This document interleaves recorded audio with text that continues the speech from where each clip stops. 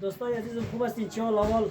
امروز آمدیم با علاقه‌مندای عزیز یک دیدار کنیم. بسیار وقت بودن که نجیب گفت آمدی افغانستان، هیچ دنبال ما نیستی، هیچ تلفن‌های ما را جواب نمیدی. باز گفتم والا بیا یک چکر پیش علاقه‌مندای عزیز برم که دیگه در شهر پولخمری ولایت بغلان راستی شهر پولخمری آمدیم. فعلا اینجا که قرار داریم جایتان خالی. دوستای عزیزم یکی دیگه ای برادر ما میخواد صفات اجتماعی فعالیت داشته باشه و بچه میخواست با اجتماعی فعالیت داشته باشه دیگه این مقصد فالو کنین، لایک کنین. بسیار بچه مهربان است، بسیار بچه خوبی است.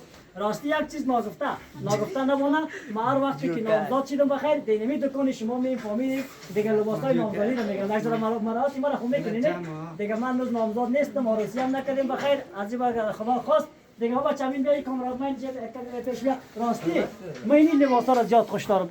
نه این لباسا رو زیاد خوش دارم وقتی نامزادیم باشه. چی دوست خوش است یا نه؟ بله این لباسا رو بسیار خوش دارم. این قرمز هم بسیار خوش دارم دیگه. ما دیگه بخیر یک 10-15 جوره ان شاء الله اگر خدا بخواید من بخیر از دکان رفیقا میگیرم. راستی باز ما وقتی که اومدم پول ندارم. چه رقم است کم خب دیگه نه مطمئن باشیم ان شاء الله. سایس گپ نیست. بخیر باشین، سلامت باشین دیگه. سلامت باشین دوستان.